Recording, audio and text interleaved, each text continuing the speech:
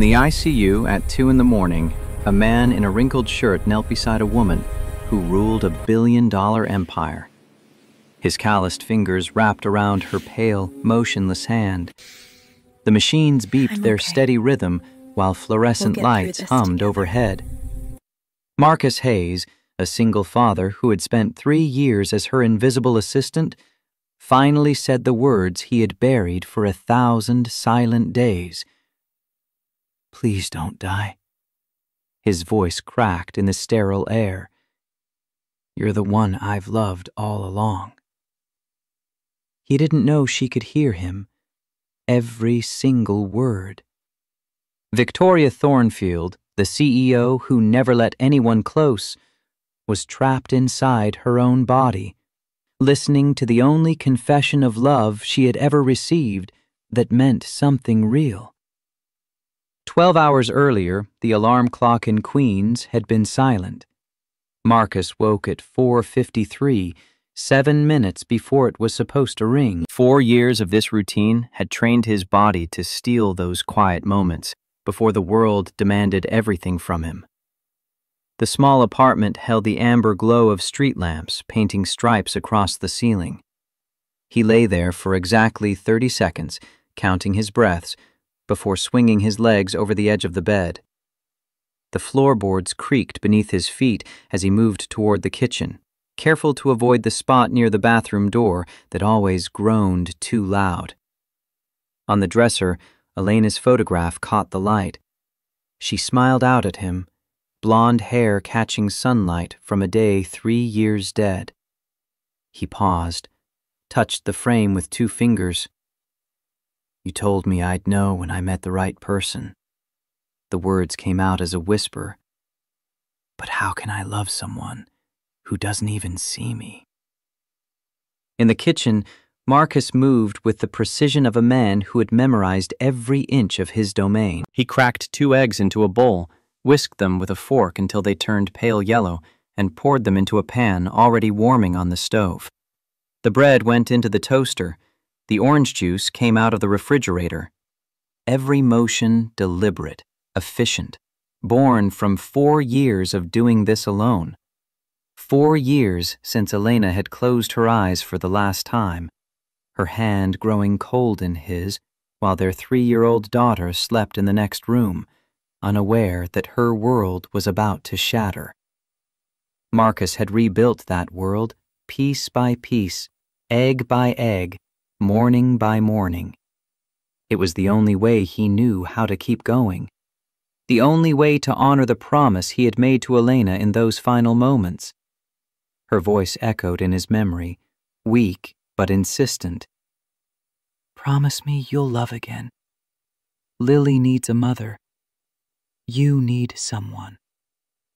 He had tried to refuse. "I can't imagine. You will." Elena's smile had been gentle, even as the morphine dulled her eyes. "When you meet the right person, you'll know." "Don't be afraid, Marcus. Don't let fear steal your happiness." The sound of small feet shuffling across the floor pulled him back to the present. Lily stood in the doorway, her brown hair a tangled mess, her favorite stuffed rabbit dangling from one hand. She was 7 now, all skinny legs and curious eyes. Every time Marcus looked at her, he saw Elena smiling back at him.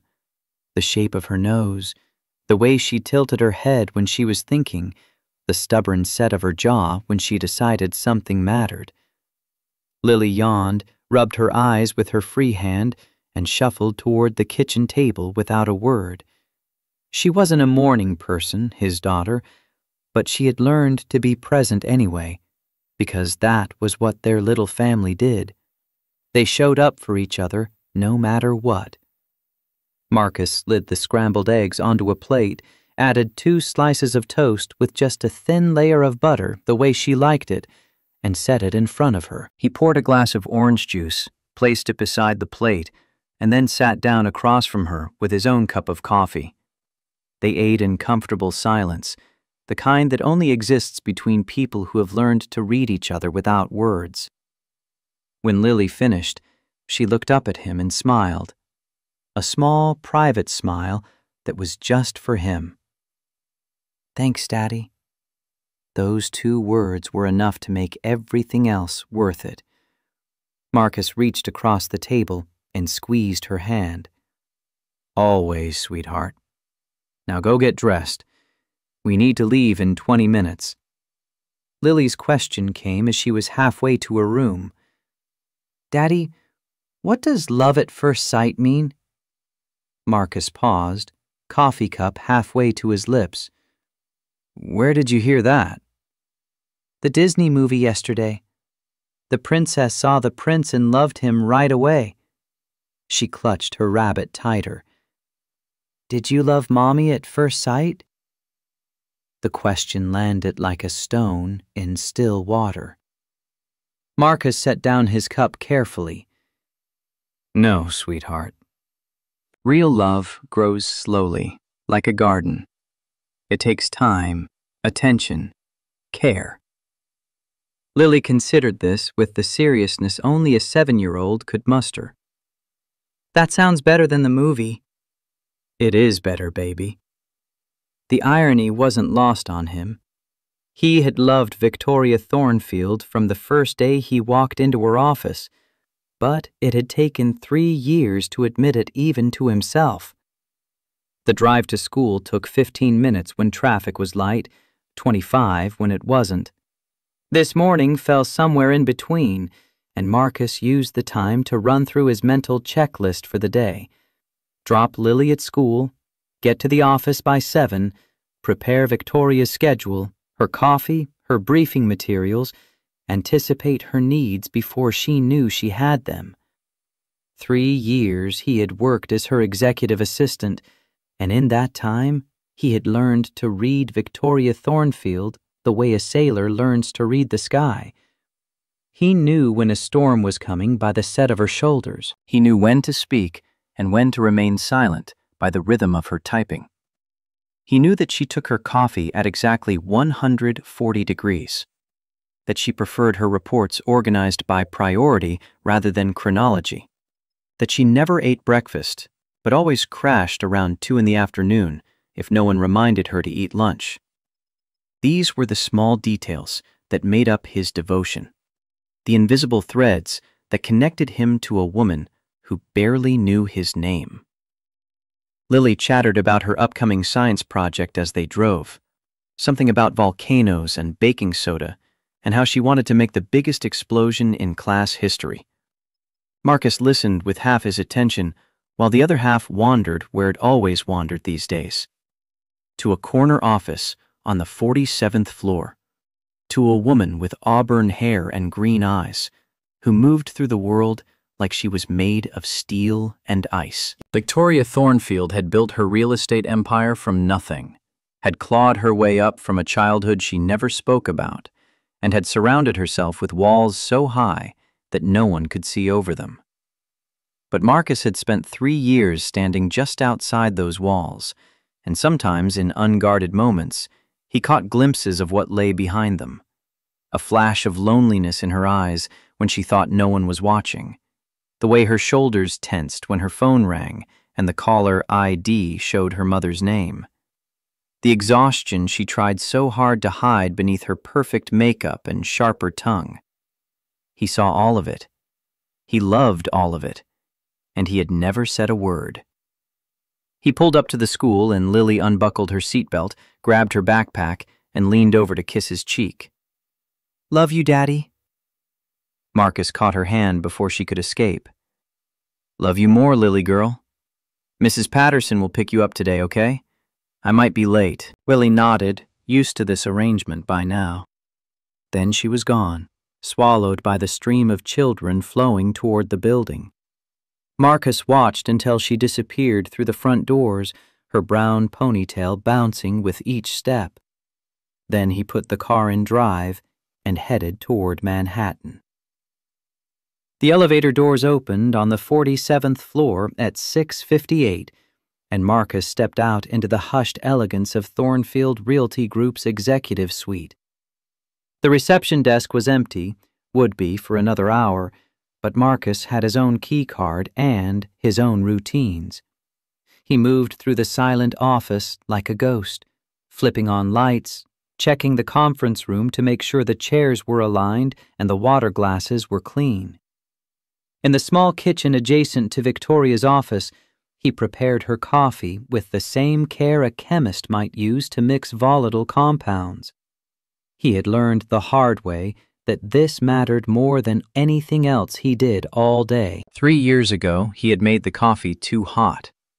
Victoria had taken one sip, set down the cup, and her face had tightened with the smallest flicker of disappointment. She hadn't said anything, but Marcus had seen it, had felt the failure like a punch to the gut. He had spent the next week researching, testing, perfecting, until he could deliver exactly what she needed without her having to ask. Now he walked 15 minutes each way to Blue Bottle Coffee on Fifth Avenue, paying out of his own pocket because the office coffee wasn't good enough for her. Fresh beans from the small roaster, ground that morning, water heated to precisely 195 degrees, exactly 2.5 minutes of brewing time. He poured it into her favorite mug, the plain white one without any logo, because she had once mentioned she found branded mugs tacky. He carried it to her desk along with her schedule for the day, the folders arranged by priority, every detail considered. Victoria arrived at 7:30, as she always did. Marcus heard the elevator chime, heard the sharp click of her heels on the marble floor, and felt his heart do that familiar stuttering thing it always did when she was near. She wore a charcoal gray suit today, tailored to perfection, and her auburn hair was pulled back in a sleek ponytail that emphasized the sharp angles of her face. Beautiful and untouchable. She didn't look at him as she entered, didn't acknowledge his presence beyond a brief nod in his direction. She simply walked to her desk, picked up the coffee, took a sip, and opened the folder he had prepared. "The Henderson meeting has been moved to 10. Marcus kept his voice calm and professional, betraying none of the feelings churning beneath the surface. "Their CFO had a scheduling conflict. I've adjusted your lunch accordingly. The quarterly reports are on your desk, flagged by priority. Your brother called twice yesterday evening. I didn't think it was urgent enough to disturb you." Victoria's jaw tightened almost imperceptibly at the mention of her brother, a tiny crack in her armor. But she said nothing. She simply nodded again, and Marcus retreated to his desk outside her office, where he would spend the next 12 hours anticipating her every need while pretending he didn't notice the way the afternoon light caught the gold flecks in her eyes. The morning passed in its usual rhythm, phone calls screened, meetings scheduled, crises managed before they reached Victoria's desk. At 1:45, Marcus noticed she had skipped lunch again. He could see her through the glass walls of her office, hunched over financial models, her face tight with concentration. He pulled out his phone and ordered from the place on 7th Street, the one she never admitted she liked, but always ate when he brought it. Green curry, extra spicy, with jasmine rice and spring rolls. The delivery arrived at 2:30, and Marcus carried it to her office, knocked once, and entered. Victoria looked up, surprised. "I didn't order this." "I know." Marcus set the bag on her desk. "But you haven't eaten since 7:30 this morning." She stared at him for a long moment. Something shifted in her eyes, a flash of vulnerability quickly hidden. "How do you know what I usually order?" The question caught him off guard. In 3 years, she had never asked about the small things he did, had never acknowledged that he paid attention. "I notice things." The words came out quieter than he intended. Victoria's gaze held his for 10 seconds that felt like 10 years. Her lips parted slightly, as if she was about to say something important. Then the walls went back up, smooth and impenetrable. "No one pays attention to me like this, Marcus." Her voice was so soft, he almost missed it. "No one at all." Before he could respond, she turned back to her computer. "Thank you. Close the door on your way out." Marcus left, but her words echoed in his head for the rest of the afternoon. The admission had cost her something. He could tell by the way her hand had trembled slightly when she reached for the food. The board meeting started at 3 and ran until nearly 6. Marcus watched through the glass walls of the conference room as Victoria fielded questions from hostile board members, deflected criticisms about the company's expansion strategy, and defended her vision with controlled ferocity. She was magnificent when she was fighting, all sharp edges and sharper words. Marcus found himself holding his breath as she went toe-to-toe with Richard Castellano, a 65-year-old board member who clearly resented taking orders from a woman.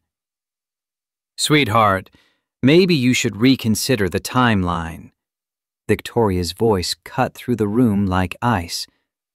"Mr. Castellano, if you call me sweetheart again, I'll remind the board about your failed Miami project that cost shareholders $40 million. My expansion strategy will net $200 million in 18 months. Data, not patronization, wins arguments." Marcus felt pride surge through his chest. "That's my woman," he thought, then stopped himself. "No, she's not mine. She'll never be mine." Castellano's face reddened, but he had no comeback. The other board members shifted uncomfortably, but no one challenged Victoria's numbers. By the time the meeting ended, she looked exhausted in a way that makeup couldn't hide. Her shoulders had dropped, the lines around her eyes had deepened. She had been running on coffee and willpower for 11 hours. Marcus intercepted her in the hallway outside the conference room. "I ordered dinner. It's waiting in your office. Green curry, extra spicy, with jasmine rice and spring rolls because you didn't eat lunch." Victoria stopped walking. She turned to face him fully, and there was something in her expression that Marcus couldn't quite read. Gratitude, maybe. Something softer, deeper. "I don't know what I would do without you, Marcus." Her voice cracked on his name. The vulnerability in those 8 words hit him like a physical blow. Marcus's heart pounded so hard, he was sure she could hear it. "You'll never have to find out, Miss Thornfield." She almost smiled. Actually, almost smiled. Then she caught herself, straightened her shoulders, and walked away. But Marcus stood in that hallway for a full minute afterward, replaying the moment when she had looked at him like he was more than just the man who brought her coffee. At 8 o'clock, Marcus knocked on her door.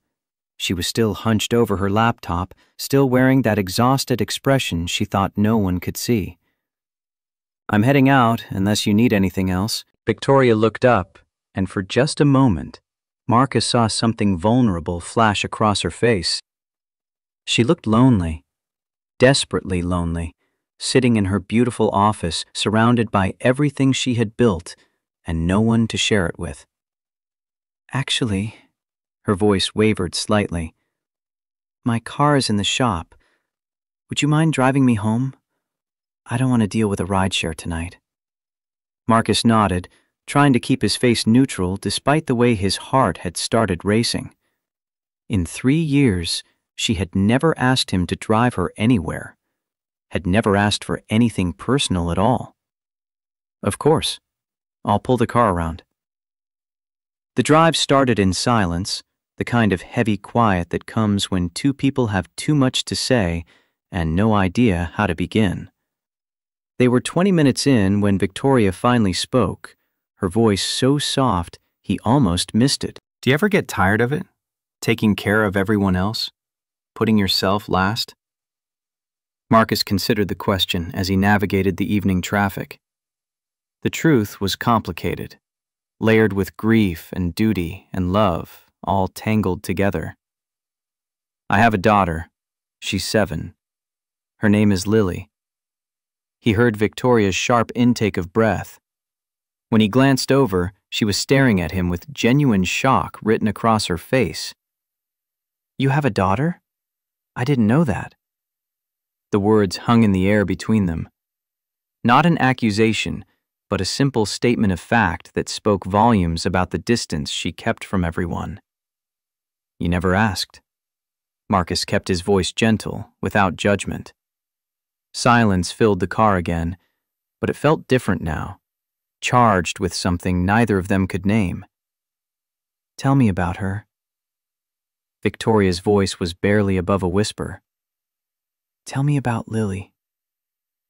So Marcus did. He told her about the scrambled eggs and the morning routine, about the science project with the volcano and the dream of the biggest explosion in class history.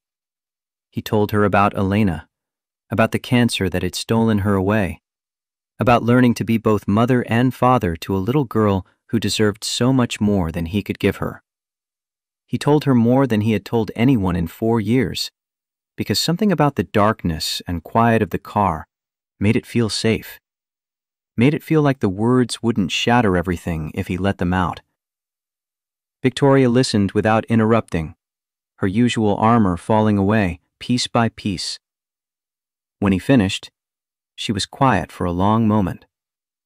Then she said something that broke his heart. She's lucky to have you. Not everyone has someone who loves them like that.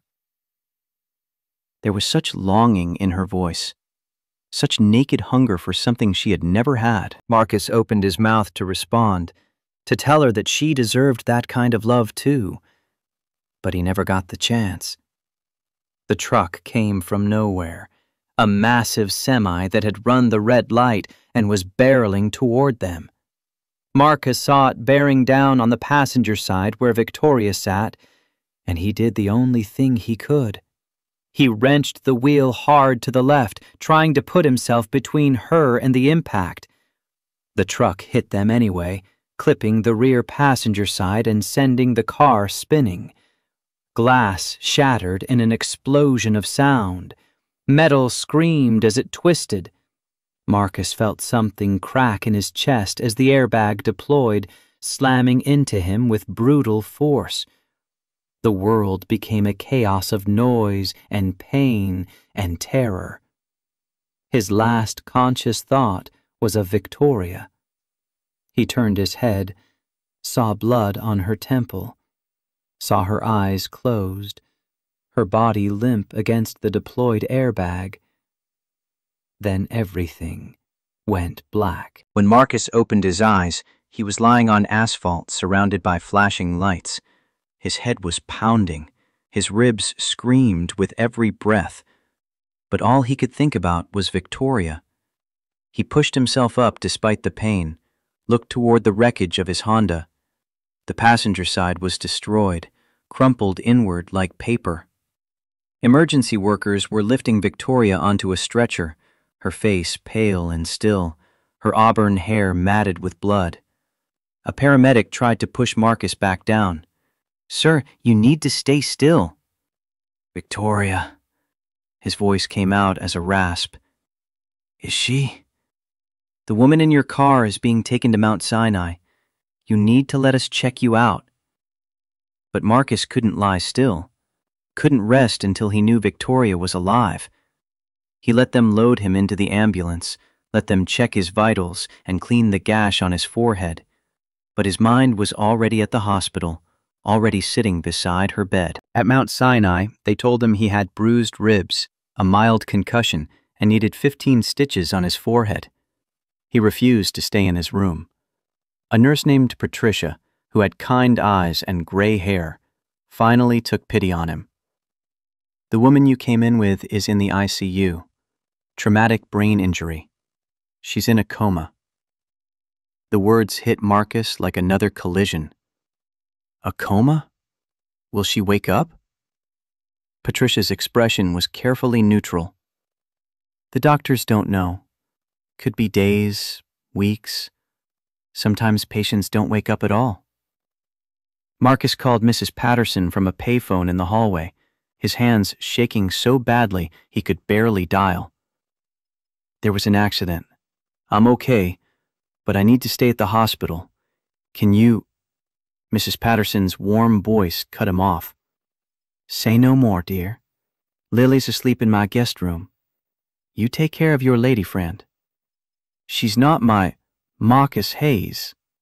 Mrs. Patterson's laugh was knowing and kind. I've seen how you talk about her for 3 years. Go be with her. A doctor found him around midnight. Dr. Sarah Chen had compassionate eyes behind her wire-rimmed glasses, but her words were clinical, precise. Severe traumatic brain injury, subdural hematoma. We evacuated it surgically, and she's in an induced coma to reduce brain swelling. Will she wake up? Dr. Chen met his eyes steadily.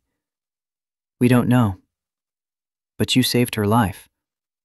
The way you turned the wheel, you took the brunt of the impact. If you hadn't done that, she would be dead. The words didn't make Marcus feel better. Victoria was still fighting for her life, and there was nothing he could do but wait.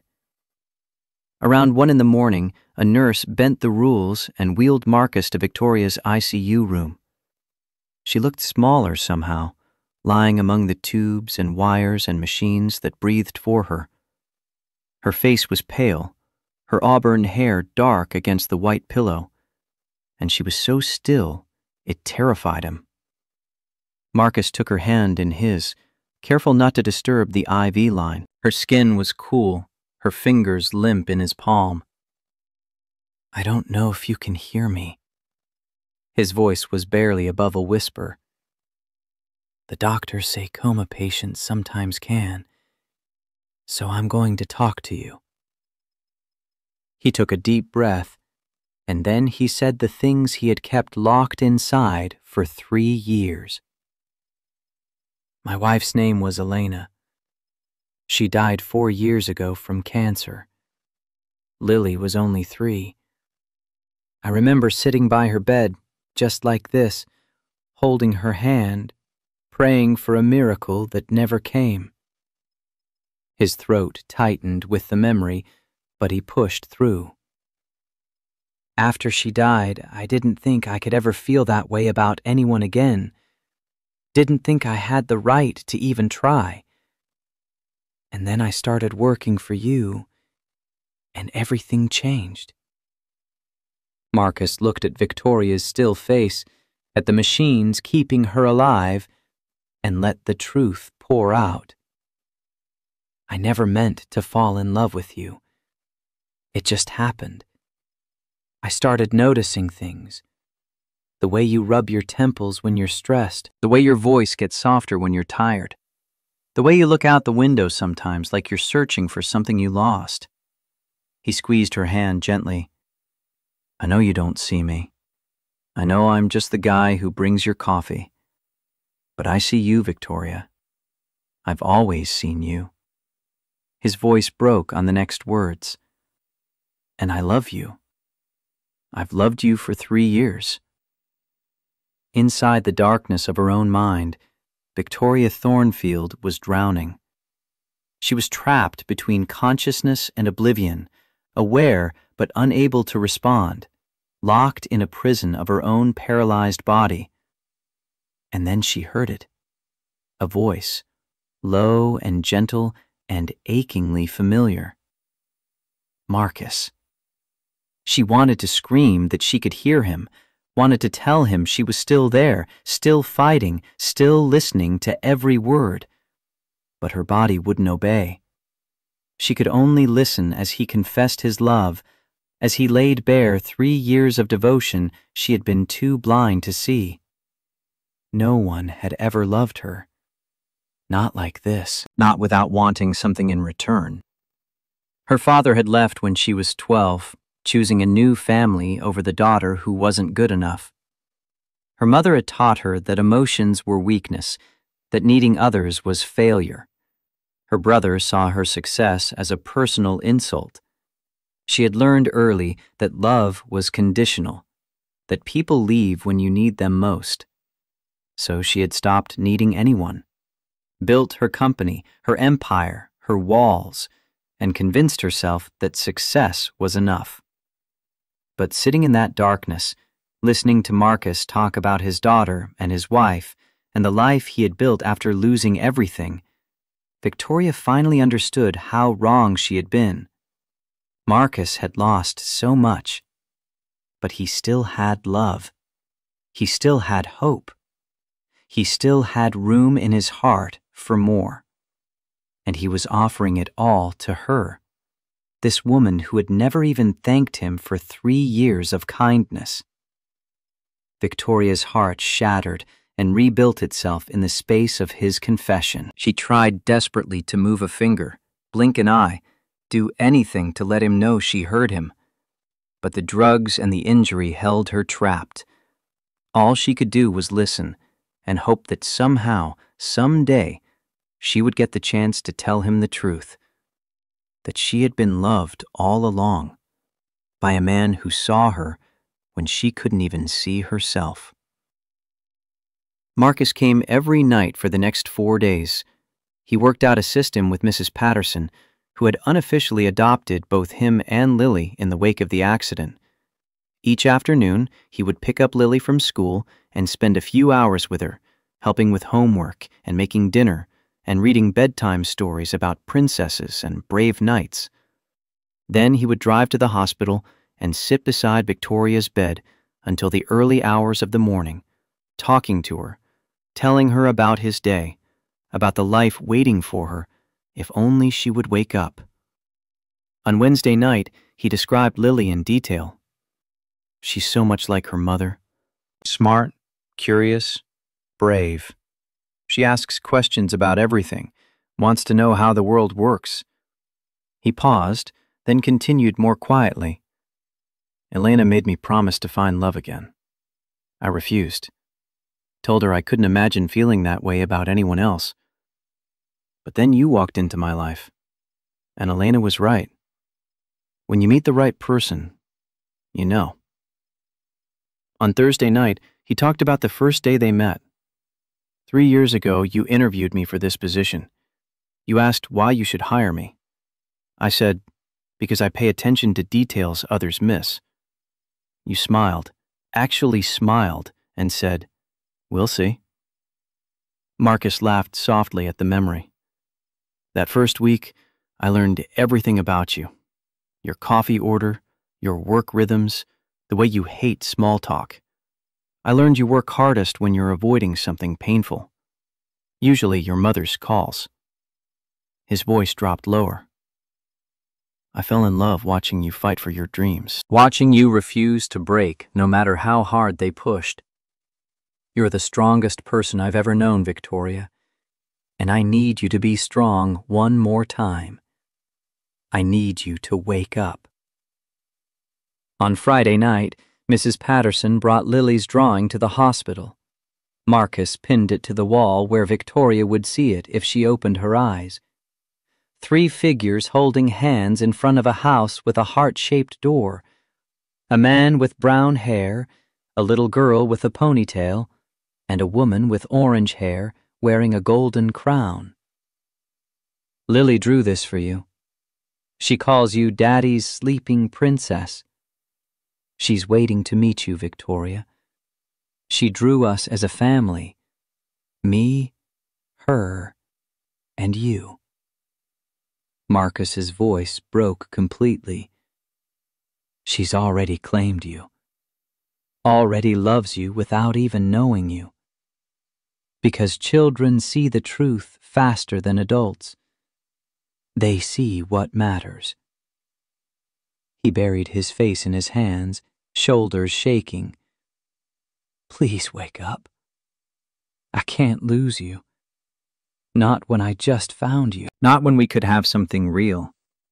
Please, Victoria. Please come back. Inside her darkness, Victoria wept without tears. She replayed every kindness Marcus had shown her over 3 years, every small gesture she had taken for granted. The vitamin C tablets that would appear on her desk when she was getting sick, left without a note because he knew she would refuse if she knew they came from him. The meetings mysteriously rescheduled when she had a migraine. The lies he told other executives to protect her reputation. The birthday cupcake with a single candle last year, which she had dismissed as inappropriate, even as something inside her cracked with longing. It was love. It had always been love.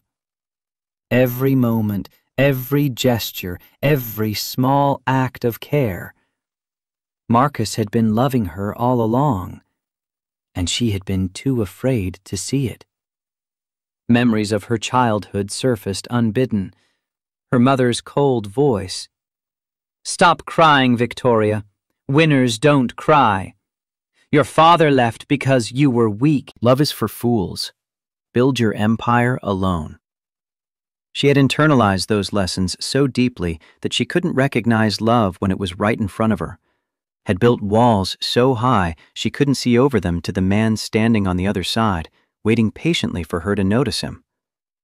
Victoria internally screaming, "Marcus, I hear you.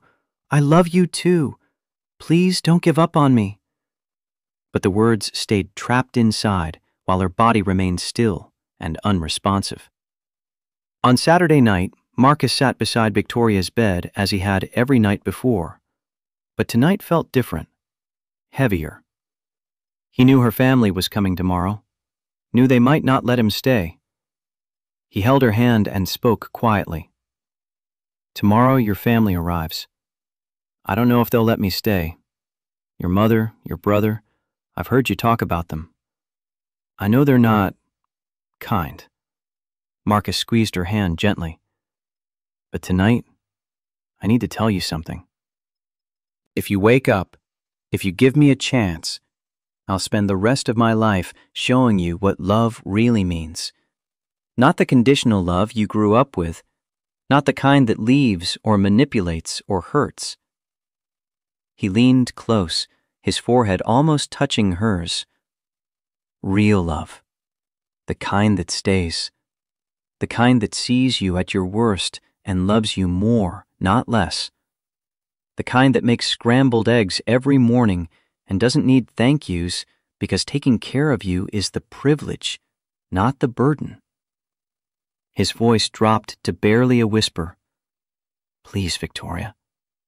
Please come back to me." Victoria's finger twitched, just barely, just a fraction of movement, but it was there. Marcus didn't notice. He sat back, wiped his eyes, and prepared to leave for the night. On Sunday morning at 10 o'clock, Marcus sat beside Victoria's bed as he had every morning since the accident. He was holding her hand, telling her about Lily's latest drawing, when the door swung open with enough force to bang against the wall. A woman in an expensive coat swept into the room, and Marcus knew immediately who she was. Everything about Evelyn Thornfield screamed old money and cold blood. Her auburn hair was styled in a way that suggested regular salon visits. Her coat probably cost more than Marcus made in 3 months. Behind her came a man in his 40s with a permanent sneer twisting his handsome features. Evelyn stopped short when she saw Marcus. Her eyes swept over him with undisguised distaste, taking in his wrinkled shirt, his 5-day beard, his calloused hand wrapped around her daughter's pale fingers. Her lip curled. "Who are you?" Marcus stood slowly, releasing Victoria's hand with reluctance. "Marcus Hayes, ma'am.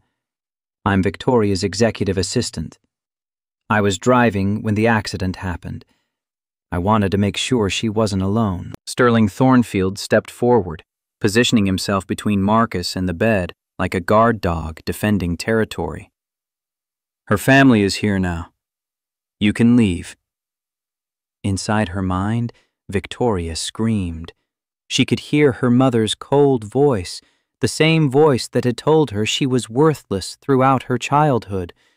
She could hear Sterling's dismissiveness, the same tone he had used when he told her she would never amount to anything, that she was just a girl playing at business. And she could hear the silence where Marcus's voice should be, the absence of the only warmth she had felt in this endless darkness. Marcus held Sterling's gaze without flinching.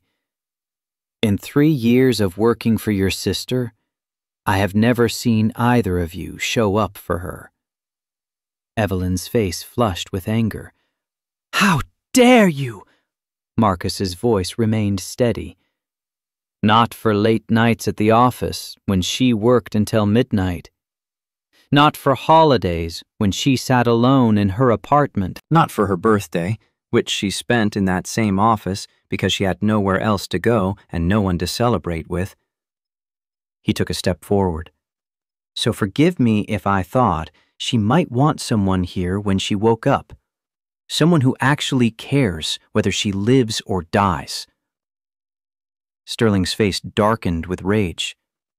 "You're just an assistant. A nobody. Know your place." Evelyn's voice cut through the tension like ice. "Call security. Have this man removed from the hospital. He has no business here." But before anyone could move, Marcus walked back to Victoria's bedside. He leaned close, ignoring the family watching, and whispered the words that changed everything. "Please don't die, Victoria. You're the one I've loved all along." His voice broke completely. "I know you don't know that. I know you never saw me. But I saw you. Every day for 3 years, I saw you." Tears streamed down his face. "Lily drew you a picture.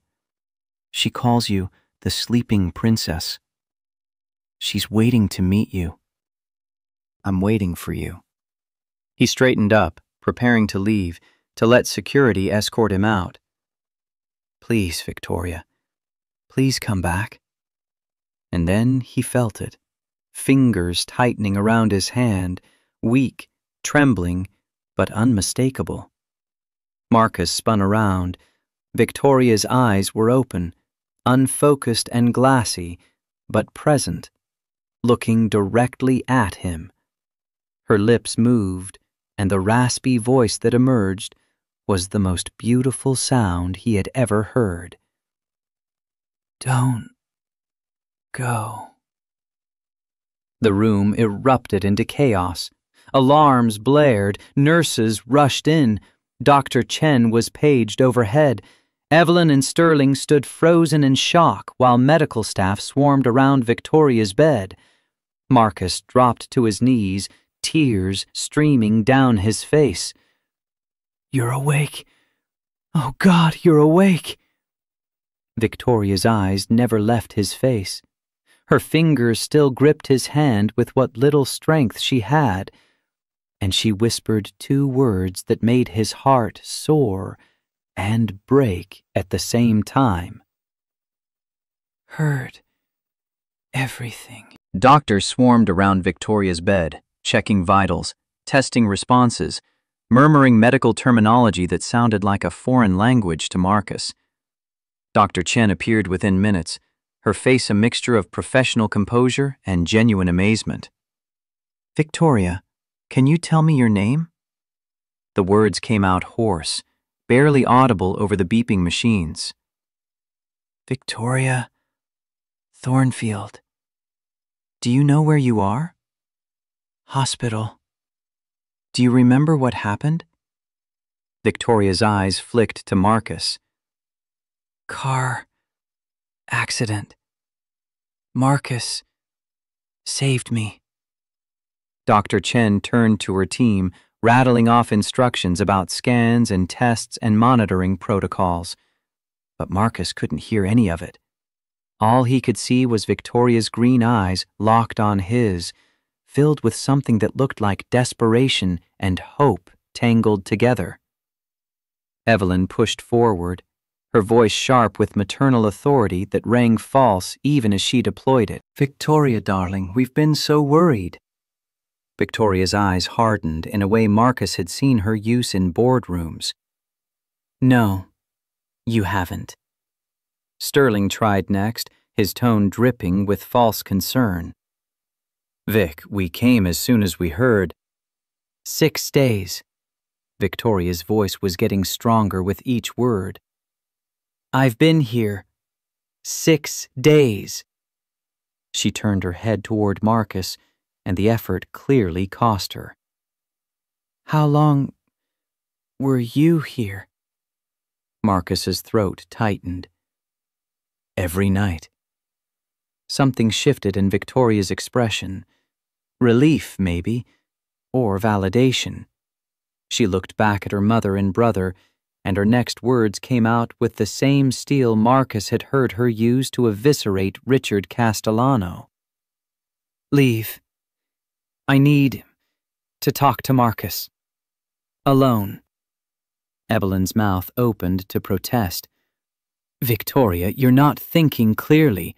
Mother, leave. Each word was deliberate, cutting. Or I'll have security remove you.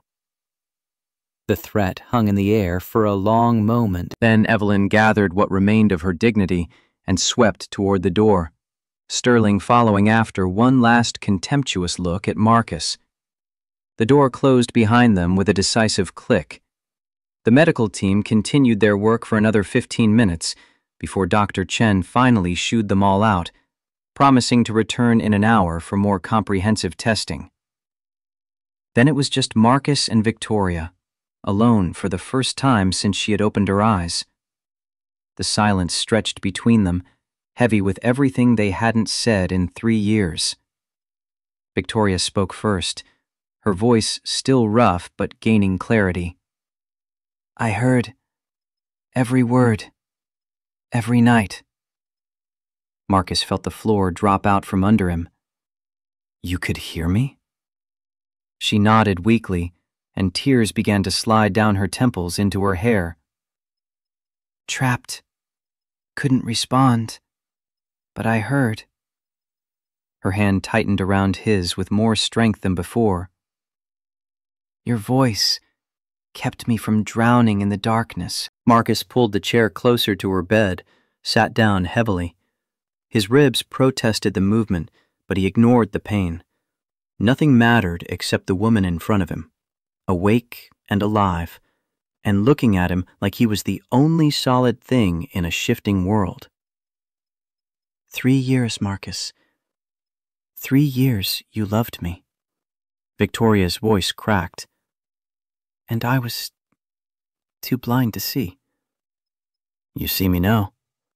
Marcus lifted her hand to his lips, kissed it gently.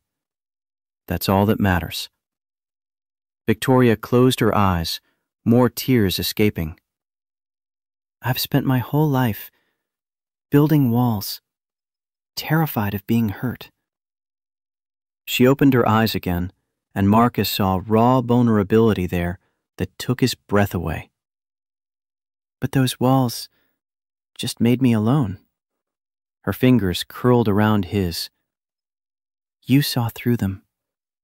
You saw me, and I couldn't even see myself.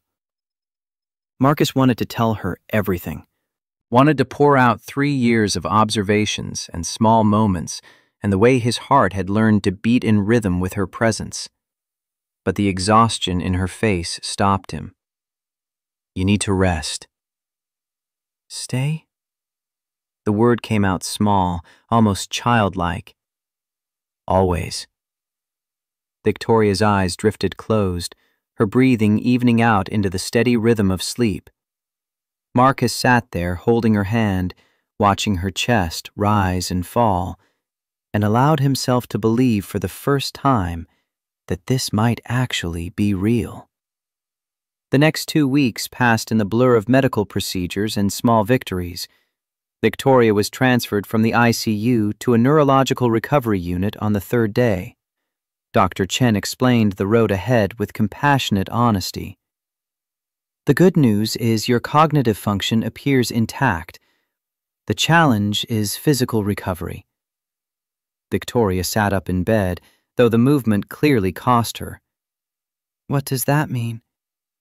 Severe headaches, dizziness, fatigue, memory fog, light sensitivity. Dr. Chen ticked off the symptoms on her fingers. You'll need extensive physical therapy for balance, speech therapy for word recall, occupational therapy for daily tasks. How long? Weeks, possibly months. Brain injuries don't follow a predictable timeline. Victoria's jaw set in the stubborn line Marcus knew well.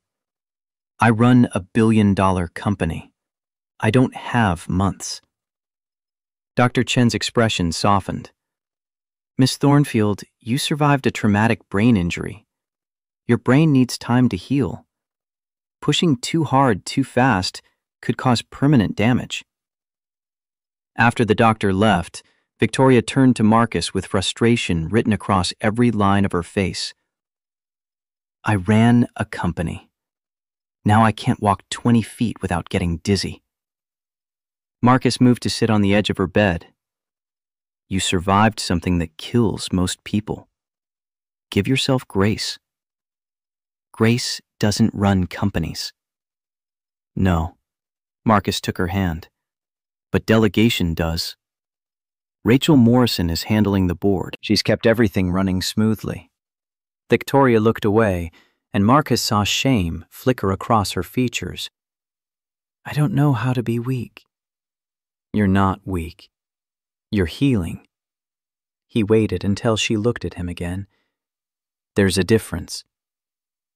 The physical therapy sessions were brutal. Marcus watched through the observation window as Victoria struggled to walk a straight line, her balance compromised by the brain injury. She wobbled, started to fall, and the therapist caught her easily. But when Marcus entered the room afterward, he found Victoria sitting on the floor with her back against the wall, tears streaming down her face. I'm pathetic. I can't even walk a straight line. Marcus sat down beside her on the cold linoleum. 6 months ago, Lily couldn't ride a bike without training wheels. Now she races down the sidewalk so fast I can barely keep up. I'm not 7 years old. No, but healing works the same way at any age. Progress, setback, progress again. Repeat until you get there.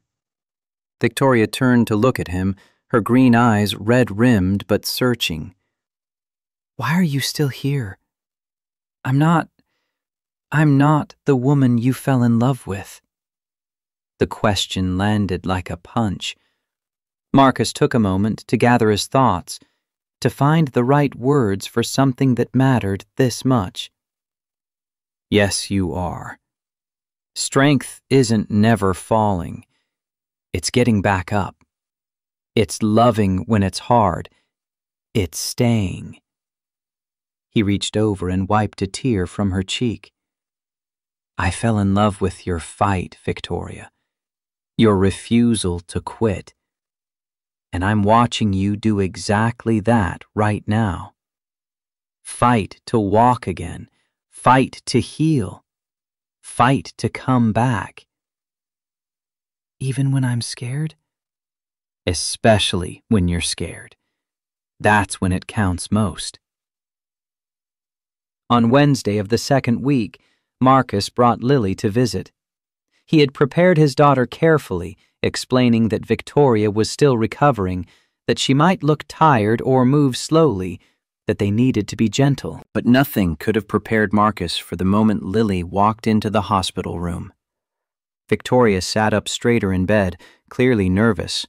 Her hands smoothed down the blanket repeatedly, a tell Marcus had never seen before. She was afraid of disappointing a 7-year-old. Lily hung back at first, clutching her stuffed rabbit with both hands. Then Victoria smiled at her, a real smile that reached her eyes despite the exhaustion, and Lily's face lit up like sunrise. You're awake. You're the princess. Lily bounced forward, then remembered Marcus's instructions and slowed down. I drew you so many pictures while you were sleeping. Daddy put them on your wall. Did you see them? Victoria's eyes were already wet. I saw them, sweetheart. They're beautiful. Lily climbed onto the bed with the ease of a child who had never learned to fear hospitals. She pulled a rolled-up piece of paper from her backpack and unfurled it with ceremony. 3 figures holding hands in front of a house with a heart-shaped door. A man with brown hair, a little girl with a ponytail, and a woman with orange hair wearing a golden crown. That's Daddy. Lily pointed to each figure in turn. And that's me. And that's you. You're the princess. I drew you a crown because all princesses need crowns. Her small finger traced the red heart on the door. And that's our house. See the heart on the door? That means we love you. I used the red crayon special for that because red is the love color. Victoria's hands trembled as she held the drawing. This is our family? Lily nodded with absolute certainty. I drew what I wished for, and wishes come true if you believe hard enough. Daddy taught me that. She leaned forward conspiratorially. I wanted a family with a mommy, and now I have you. Victoria pulled Lily into her arms and wept openly, without shame, for the first time in 38 years. She held this child she had never met, but who had somehow claimed her as family. Marcus watched from the doorway, his own eyes burning, as two pieces of his heart found each other. Later, after Lily had chattered about school and volcano projects and her friend Emma, after Marcus had taken her home with promises to return, Victoria lay in her hospital bed, staring at the drawing now pinned above her IV stand. A nurse came in to check vitals, saw Victoria's tears, and paused. You okay, honey? I'm terrified. The admission came out before Victoria could stop it. I don't know how to be a mother. I can barely take care of myself right now. The nurse, a woman in her 50s with kind eyes and efficient hands, smiled. No one knows how to be a parent until they do it. And that little girl already loves you. That's a head start most people don't get. After the nurse left, Victoria reached for her phone. She stared at it for a long moment before typing out a message to Marcus. Thank you for today, for Lily, for everything. I need time to heal properly, to be ready. Don't give up on me? His response came within seconds. Never. Take all the time you need. But the next morning, everything changed. Victoria was working with the occupational therapist, struggling to button a shirt with fingers that wouldn't quite cooperate when her mother appeared in the doorway. Evelyn's face was tight with disapproval, but her voice dripped false sweetness. Victoria, darling, we need to talk about Marcus. The therapist glanced between them, sensing the tension. I'll give you two some privacy. After she left, Evelyn settled into the visitor's chair with the air of someone preparing to deliver an intervention. I understand you're grateful to Marcus. He saved your life. Mother? But gratitude isn't love, Victoria. You're confusing the two. Victoria's jaw tightened. I'm not confused. You've been through trauma. Your judgment is impaired. Evelyn leaned forward. And Marcus? He's taking advantage of a vulnerable woman. He would never. Evelyn's voice hardened. Think about it, Victoria. 3 years he worked for you. Never said a word. Then suddenly, when you're in a coma, helpless, he confesses love? She let the implication hang in the air, poison spreading through the room. Convenient timing, don't you think? The door opened and Sterling walked in, and Victoria realized with sinking certainty that this had been orchestrated. Her brother carried a manila folder, which he dropped on the bed with theatrical flair. We hired a private investigator. Your hero has $43,000 in debt. Medical bills from his wife's cancer treatment. Victoria's hands stilled on the shirt buttons. So he's a struggling single dad, working a job that barely covers rent in Queens. Sterling's voice dripped condescension. And now he's attached himself to a billionaire. You do the math, Vic. Marcus never asked me for anything. Not yet, but he will. Sterling crossed his arms. They always do. Evelyn stood, moving to the window with calculated drama. Victoria, if you pursue this relationship, the board will question your judgment. A CEO dating her subordinate? It's a scandal waiting to happen. Marcus was just promoted to vice president because you promoted him. Evelyn turned back, and her expression was almost sympathetic. Almost. To avoid conflict of interest accusations. But the board isn't stupid, darling. Sterling opened the folder, pulling out financial statements. 43,000 in debt. Exactly. We have the documentation. Victoria looked at the papers, then at Marcus's name printed at the top, and felt something crack inside her chest. Not because she believed Marcus was using her, but because she could see how it looked from the outside, how the board would see it, how the shareholders would see it. Evelyn sat down again, her voice softening into the tone Victoria remembered from childhood, the tone that came before the knife. I know I wasn't the warmest mother, but I protected you. I taught you to be strong. Don't throw away everything you've built for a man you barely know. I know him. Do you? Evelyn's eyebrow arched. You knew he had a daughter for 3 years and never bothered to ask about her. What else don't you know? The words hit their target. Victoria felt the shame of that truth like acid. Sterling moved in for the kill. If he truly loves you, he'll wait. Until you're healed, until you're thinking clearly. 6 months. If it's real, it'll survive.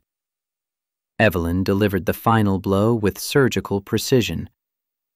Otherwise, Victoria, I'll be forced to inform the board about your impaired judgment. They could remove you as CEO. Is Marcus worth losing everything you've built? The room felt too small, too hot. Victoria couldn't breathe properly. She looked at her mother, at her brother, and saw the trap closing around her with perfect coordination. But underneath the manipulation, underneath the threats, there was a seed of truth that terrified her. She was impaired. Her judgment was compromised by pain medication and exhaustion and the desperate gratitude of someone who had been saved. What if they were right? What if she was confusing gratitude with love? What if Marcus would eventually want something she couldn't give? The door opened again and Marcus walked in, stopping short when he saw the family tableau. His eyes went immediately to Victoria's face, reading her distress with the accuracy of 3 years' practice.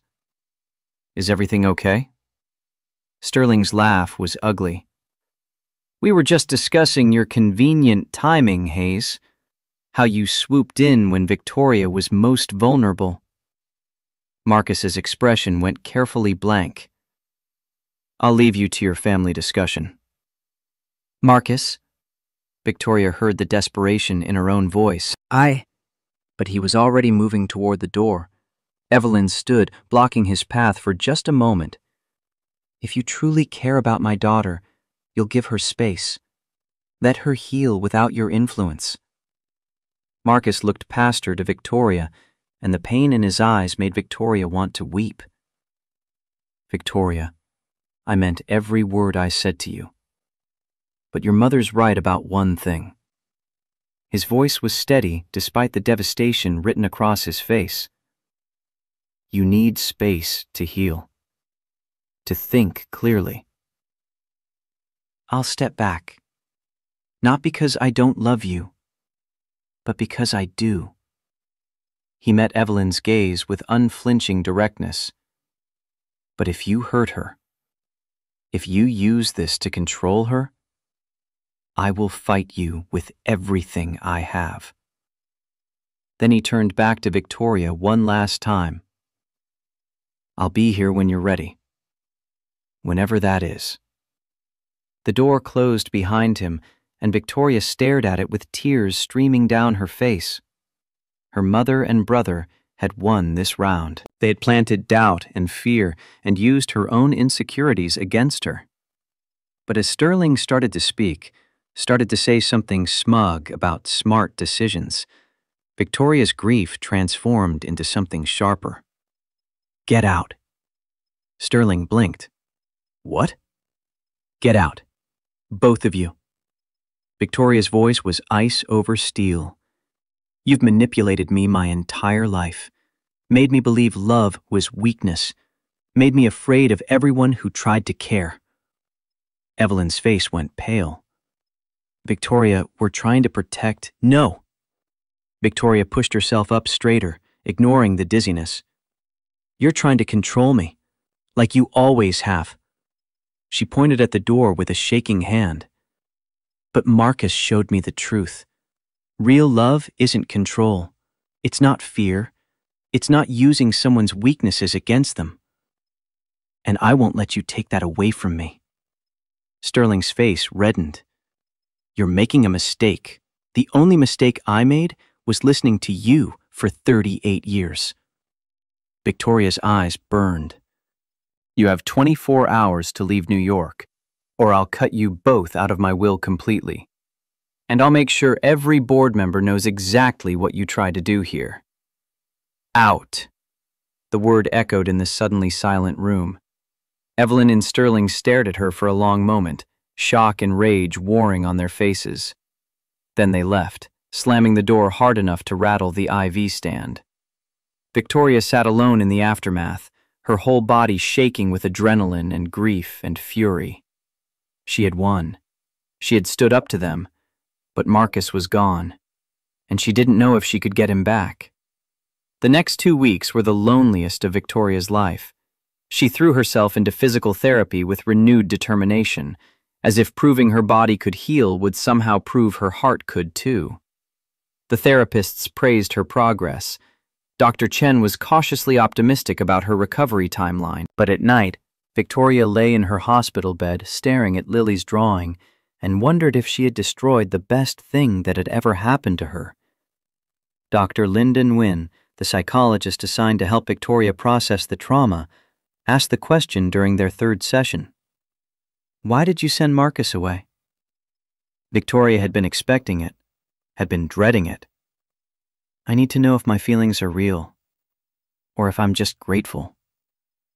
"What do you think?" The question sat between them for a long moment. Victoria stared out the window at the Manhattan skyline, thinking about 3 years of small kindnesses she had dismissed. "I think I'm terrified." The words came out small. "What if I'm not enough? What if I hurt him? Hurt Lily?" Dr. Nguyen leaned forward. "Those are normal fears, but they're not the question I asked." Victoria closed her eyes. "I think my feelings are real. I think I've been in love with him longer than I knew. I think every time he brought me coffee or ordered me lunch or quietly made my life easier, it was love. And I was too scared to see it." "So why did you send him away?" "Because I'm still scared." Victoria opened her eyes, let the tears fall. "Because what if he realizes I'm not worth the trouble? What if I fail at being a partner, being a mother to Lily? What if I'm as cold and incapable of love as my mother always said?" Dr. Nguyen handed her a tissue. "Do you think Marcus believes those things about you?" "No." "Do you think Lily believes them?" "No." "Then maybe the problem isn't whether you're capable of love." Dr. Nguyen's voice was gentle. "Maybe it's whether you're willing to believe you deserve it." That night, Victoria pulled out the journal Dr. Nguyen had assigned. She was supposed to write about her feelings, about her fears, about the patterns she wanted to break.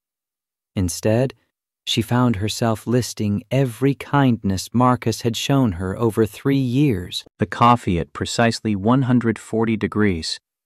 the Thai food when she forgot to eat, the vitamin C tablets that appeared on her desk when she was getting sick, always without a note because he knew she would refuse if she knew they came from him. The meetings rescheduled when she had migraines, the birthday cupcake with its single candle that she had thrown away, hurting him in ways she only now understood. 3 years of love disguised as professional courtesy. 3 years of a man who saw her and cared for her and asked for nothing in return. Victoria picked up her phone, typed out a message, then deleted it. Typed another, deleted that too. Finally, she settled on something simple. But she couldn't send it, not yet. She needed to heal first, needed to be whole enough to love him the way he deserved. She put the phone down and picked up a piece of hospital stationery instead. If she couldn't see him, couldn't talk to him, she could at least send him something that mattered. The note was short. Thank you for giving me space. I'm not running. I'm healing, so I can be the woman you deserve. Wait for me? V. She included a photocopy of Lily's drawing, the one with 3 people holding hands in front of a house with a heart on the door, the one that showed the family they could be. Marcus received the package 3 days later. Mrs. Patterson brought it up when she came to return Lily after school, her eyes twinkling with knowing mischief. Special delivery from Manhattan, dear. Marcus opened it carefully, and when he saw Victoria's handwriting, his heart stuttered. He read the note 3 times, then looked at the drawing and felt something tight in his chest finally ease. She wasn't running. She was healing, and she wanted him to wait. He could do that. He would do that, for however long it took. At work, Rachel Morrison pulled him aside during a coffee break in the executive kitchen.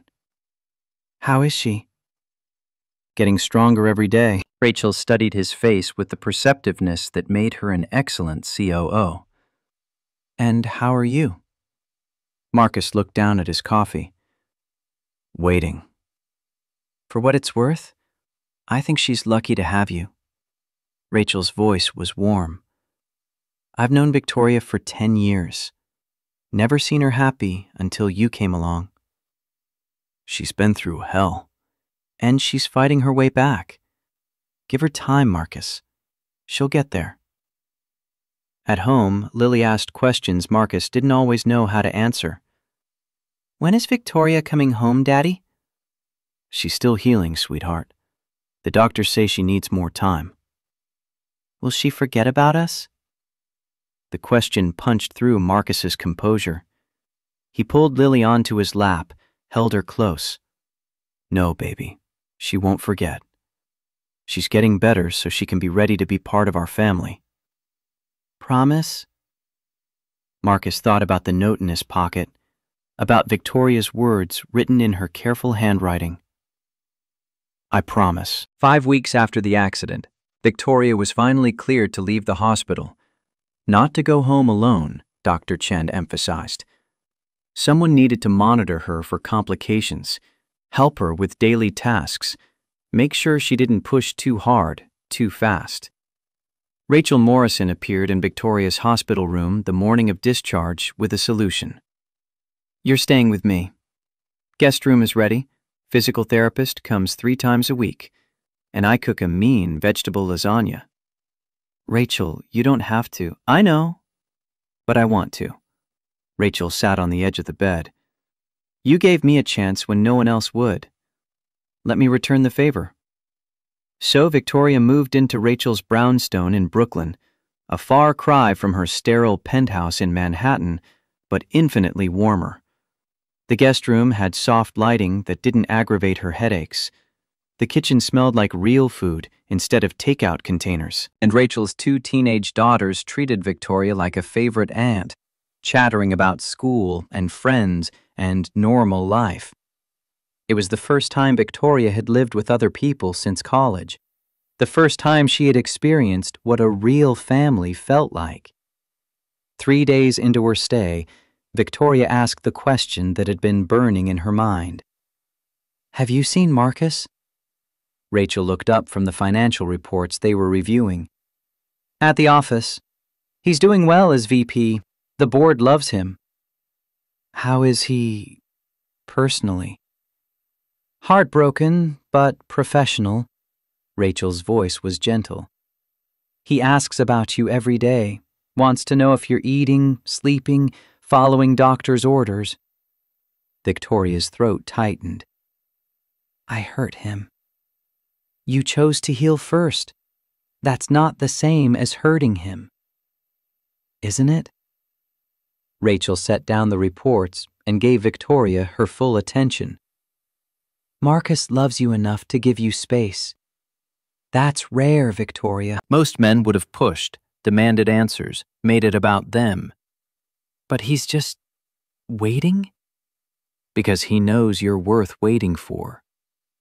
The words settled into Victoria's chest like stones, heavy and anchoring. She had never been worth waiting for before, had never been worth fighting for. Her father had left without looking back. Her mother had stayed, but made her wish she hadn't. Every relationship she had attempted in her 20s had ended when the men realized she would never prioritize them over her work. But Marcus was different. Marcus had loved her when she was unlovable, had seen her when she was invisible, had waited when waiting was all he could do, and she was still too afraid to reach for him. On Monday morning, 5 weeks and 3 days after the accident, Victoria walked into Thornfield Realty for the first time since her injury. She moved slower than before, still fighting occasional dizziness, but her mind was sharp. Sharper than it had been in years, actually, stripped of the constant work that had let her avoid everything real. The office erupted into applause when she stepped off the elevator. Employees she barely knew lined the hallway, clapping and smiling and welcoming her back. Victoria felt tears prick her eyes at the unexpected warmth. Rachel materialized at her elbow. I told you they missed you. I had no idea anyone even noticed me. Are you kidding? You built this place. You are this place. Victoria made her way to her office, and that's when she saw him. Marcus stood at his desk just outside her door, exactly where he had stood for 3 years. But he was different now. Wore a better suit, held himself with more confidence. The nameplate on his desk read, Marcus Hayes, Vice President of Operations. Their eyes met across the space, and Victoria felt the world narrow to just the two of them. She wanted to run to him, throw her arms around him, tell him everything she had realized over 5 weeks of healing. But her body wouldn't cooperate, and the office was full of watching eyes. Marcus broke the moment with a professional nod. Welcome back, Miss Thornfield. Your calendar is on your desk, organized by priority. Coffee should still be hot. The formality stung, even though she knew it was necessary. Victoria nodded back. Thank you, Mr. Hayes. She walked into her office and closed the door, leaning against it heavily. On her desk sat a plain white mug filled with coffee. She picked it up, took a sip, and closed her eyes. 140 degrees. Exactly right. The emergency board meeting was called for 2 that afternoon. Victoria spent the morning reviewing 5 weeks of reports, getting up to speed on deals and negotiations, and the 100 small fires that Rachel had been putting out in her absence. At 1:55, she walked into the boardroom, wearing her charcoal suit and her armor firmly back in place. The board members stood when she entered, a show of respect she hadn't expected. Richard Castellano remained seated. Ms. Thornfield, how nice of you to rejoin us. Victoria took her seat at the head of the table. Mr. Castellano, how kind of you to notice. The dig landed perfectly. A few board members hid smiles. Castellano's face reddened. Gentlemen, ladies, we need to address the situation. Miss Thornfield's health crisis and her questionable judgment regarding personal relationships. So this was it. The attack her mother had threatened. Victoria kept her expression neutral. My health is recovering steadily. My judgment is sound. Perhaps sounder than it's been in years, actually. Is it? Castellano leaned forward. Because you're dating your subordinate. A clear violation of company policy and professional ethics. Sterling, sitting 3 seats down, added his voice. I move for a vote of no confidence. Victoria's compromised. We need stable leadership. Victoria looked around the table, saw sympathetic faces and hostile ones in equal measure. She had built this company from $400 million to over $1 billion in valuation. But one personal choice could cost her everything. The door opened and Marcus walked in, and Victoria's heart stopped. He shouldn't be here. This was executive board only. May I speak? Castellano's voice dripped contempt. You're not a board member. Victoria cut him off. Let him speak. Marcus addressed the room with calm authority. I'm Marcus Hayes. I've worked with Victoria Thornfield for 3 years, first as her assistant, now as vice president of operations. He pulled out a folder, set it on the table. Q3 numbers. Revenue up 23%. Profit margins increased 15%. These results came from strategies Victoria designed before her accident. Marcus looked directly at Castellano. You want to remove the CEO who tripled shareholder value because she's emotional? That's not business. That's bias. The room went silent. Several board members nodded slowly, looking at the numbers Marcus had laid out. Then Marcus turned to Victoria, and his next words changed everything. But there is a conflict of interest issue, which is why I'm resigning as vice president, effective immediately. Victoria's blood went cold. What? I'll remain as a consultant on the expansion project until it's complete, but I won't let my relationship with you jeopardize what you've built. Marcus's voice was steady, but she could see the pain in his eyes. You're more important than my title. Sterling started to speak, probably to gloat, but Victoria stood so fast her chair rolled backward. No! The word echoed in the boardroom like a gunshot. Marcus, you're not resigning. Victoria turned to face the board. But he's also not my subordinate anymore. Effective immediately, Marcus Hayes is promoted to Chief Operating Officer with full equity stake and board seat pending shareholder approval. Gasps around the table. Even Rachel looked shocked. He'll report directly to the board, not to me. No conflict of interest, no policy violation. Victoria's voice was steel. And if anyone has a problem with that, remember that I own 51% of this company. I can replace every single one of you.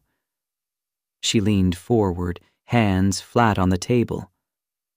I built this empire with my bare hands. I won't let you take it because I dared to fall in love with a good man. Because that's what Marcus is. Good, honest, hard-working. Everything you claim to value in business. Victoria straightened. All in favor of my removal, raise your hand. Castellano and Sterling raised their hands. 3 other board members looked at each other, looked at the numbers Marcus had presented, and slowly lowered their hands. Motion fails. Victoria picked up her folder. Meeting adjourned. She walked out with her head high, Marcus following close behind. They made it to her office before her knees started to shake. Marcus caught her elbow, steadied her. You didn't have to do that. Victoria turned to face him, and all the words she had been holding back for 5 weeks tried to come out at once. Marcus, I'm sorry. I sent you away. I doubted you. I let my mother and Sterling make me question everything. You needed time. No, she cut him off. I was scared. Of myself. Of failing you. Of not being enough. Marcus stepped closer, close enough that she could see the flecks of gold in his brown eyes. You were never not enough. I've never let anyone close. Ever. The confession poured out. My father left when I was 12. My mother taught me love was weakness. I built walls so high I couldn't see out. She took a shaking breath. Then you came along. And quietly, patiently, you dismantled every single brick. Coffee at 140 degrees, Thai food when I forgot to eat, rescheduling meetings when I was exhausted. Victoria's voice cracked. 3 years of love I was too blind to see. Marcus's hand came up to cup her face. You saw eventually. That's what matters. I heard you in that hospital. Every word. Victoria leaned into his touch. I've loved you for 3 years. Marcus, do you know what that did to me? I was trapped in darkness, alone, drowning, and your voice pulled me out. Your love saved me. Victoria, I love you, Marcus Hayes. The words came out fierce, certain. Not because you saved my life, but because you saw me when I was invisible. You cared when no one else did. You made me believe I'm worth loving. Marcus closed the distance between them, his forehead resting against hers. You were always worth loving. The first day I met you, you asked why I should hire you. You said you pay attention to details. His voice was rough with emotion. But the real reason I couldn't look away? I saw you fight in meetings, refuse to break under pressure. And I fell in love with your strength, your brilliance, your refusal to give up. He pulled back just enough to meet her eyes. But I also fell in love with the woman behind the armor, the one who stares out windows looking for something she lost, the one who's terrified of being abandoned again. His thumb traced her cheekbone. I see all of you, Victoria, and I love all of you. The kiss was inevitable, necessary. 3 years of longing compressed into a single moment. Victoria poured everything into it, the fear and the hope and the desperate need to believe this was real. When they finally broke apart, both breathing hard, Victoria rested her forehead against his chest. I want this. Us, but I need to do it right.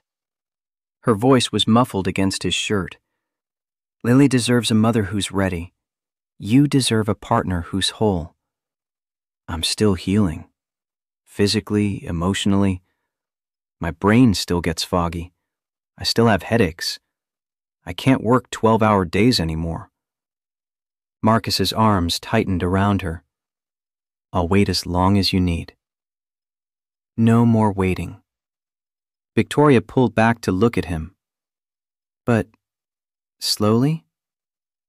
Dinner, dates, getting to know each other outside of work, meeting Lily properly, not in a hospital.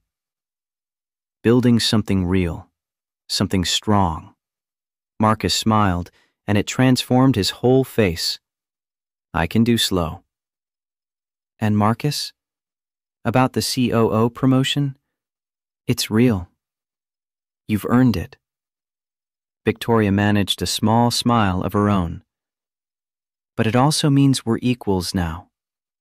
No more power imbalance. I never saw you as my boss. Marcus's voice was soft. Just the woman I love. Good. Victoria stepped back, straightened her suit, tried to find her professional composure. Because I never want you to see me as anything but Victoria. Just Victoria. Deal. The following Saturday, Victoria stood in front of her closet at Rachel's house, trying to figure out what to wear to meet a 7-year-old. She had faced down hostile board members and billion-dollar negotiations without breaking a sweat, but the thought of disappointing Lily made her hands shake. Rachel appeared in the doorway with a knowing smile. Jeans and a sweater. She's 7. She won't care about designer labels. What if she doesn't like me? She already loves you. Has for weeks. Victoria pulled on jeans that felt strange after years of suits, added a soft blue sweater, and stared at herself in the mirror. She looked younger like this, less armored, more human. Marcus picked her up at 10, and the drive to Queens felt both too long and too short. He parallel parked in front of a modest apartment building, and Victoria's heart hammered against her ribs. She's excited to see you. I'm terrified. Marcus took her hand, squeezed gently. She's 7. Just be yourself. The apartment was small but warm, full of photographs and Lily's artwork and the comfortable clutter of people actually living. Lily appeared from her bedroom wearing jeans and a sparkly purple shirt, her hair in 2 lopsided pigtails. She stopped when she saw Victoria, suddenly shy. Victoria knelt down, bringing herself to Lily's eye level. Her knees protested the movement, still not fully recovered, but she ignored the discomfort. Hi, Lily. I'm sorry I haven't visited sooner. I was getting better. Lily studied her with serious brown eyes. Daddy said you were hurt. Are you all better now? Almost. But I'm getting stronger every day. Something in Lily's expression shifted from uncertainty to determination. She walked forward and took Victoria's hand. I'm glad. I drew you more pictures. Victoria's heart melted. I'd love to see them. They went to Central Park as planned, the 3 of them walking together through the crisp autumn air. Lily chattered non-stop about school and her friend Emma and the volcano project that had gone so well she got an A+. At the pond, they fed the ducks with bread Lily had brought in a paper bag. Victoria watched the little girl scatter crumbs with intense concentration, saw Marcus watching both of them with love written across every line of his face, and felt something shift inside her chest. This could be her life. This warmth, this normalcy, this family. Lily found a feather on the ground and held it up triumphantly. It's a magic feather! You make a wish and it comes true. Victoria smiled. What will you wish for? Lily thought for a moment, then shook her head. I already got my wish. What was it? A family. Lily looked between Victoria and Marcus with perfect certainty. Daddy was sad after Mommy died. Now he's happy. And I wanted a mommy who would love me. She looked directly at Victoria. You will, right? The question was so simple, so trusting, and it broke Victoria wide open. She looked at Marcus, desperate for help, but he just gave her an encouraging nod. Victoria knelt again, ignoring her protesting knees, and met Lily's eyes. Lily, your daddy and I are just starting to date. That means we're getting to know each other better. I might become part of your family, but it takes time, because you deserve someone who's ready to love you forever, not just for a little while. Lily considered this with a seriousness only a child could muster. How much time? however long it takes for us to be sure. Victoria's voice was gentle. Because when I promise to be your mom, I want it to be forever. You deserve forever. Lily stepped forward and wrapped her arms around Victoria's neck in a fierce hug. Okay, but I already love you. Victoria hugged her back, tears sliding down her face unchecked. I'm learning to love you too, sweetheart, and I promise I'll try my hardest to be ready. When Lily ran ahead to chase a pigeon, Marcus pulled Victoria against his side. You okay? Terrified, but happy. That's love. Victoria looked up at him, saw the future written in his eyes. Then I'm exactly where I should be. 2 months passed in a careful dance of building something neither of them had experienced before. Real courtship. Victoria learned that Marcus woke at dawn not because he had to anymore, but because the habit had become part of who he was. Marcus discovered that Victoria laughed at terrible puns and cried during insurance commercials, her emotions closer to the surface now that the walls had come down. They had dinner every Wednesday at small restaurants in Brooklyn, places where no one recognized the CEO of Thornfield Realty. On Saturdays, they took Lily to museums and parks, and once to a pottery class, where Victoria made a lopsided bowl that Lily declared the most beautiful thing she'd ever seen. The headaches still came, less frequent but still debilitating when they struck. Marcus learned to recognize the signs, the way Victoria's eyes would lose focus, the slight tension in her jaw, and he would guide her somewhere quiet without making it obvious. Never treating her like she was broken, just like she needed care. In early January, 3 months after the accident, Victoria moved out of Rachel's brownstone and into a new apartment. Not the sterile penthouse in Manhattan, a 2-bedroom in Park Slope, close to Marcus's place in Queens, with big windows and a kitchen she was learning to use. The morning of the move, Lily appeared at the door with a plant in a clay pot. For your new home. Mrs. Patterson says plants make houses happy. Victoria accepted the gift with trembling hands. No one had ever given her a housewarming present before. Thank you, sweetheart. It's perfect. Lily beamed. Can I see your room? They walked through the apartment together, Lily chattering about where furniture should go and which window had the best light. Marcus followed behind, carrying boxes, watching his daughter and the woman he loved build something that looked like family. That evening, after Lily had gone home with promises to visit soon, Victoria stood in her new living room, surrounded by half-unpacked boxes. Marcus came up behind her, wrapped his arms around her waist. You okay? I've lived alone my entire adult life. Victoria leaned back against his chest. I thought I liked it that way, but this feels different. Like I'm finally building a home instead of just occupying space. Marcus pressed a kiss to her temple. You are. We are. But not everything was simple.